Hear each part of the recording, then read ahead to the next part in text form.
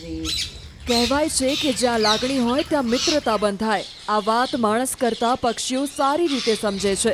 આજે મિત્રતા દિવસ નિમિત્તે વાત કરીએ એક એવા મિત્રોની જેમની દોસ્તી લોકમુખે ચર્ચાય છે. આ મિત્રતા એક વૃદ્ધ અને પોપટ વચ્ચેની છે.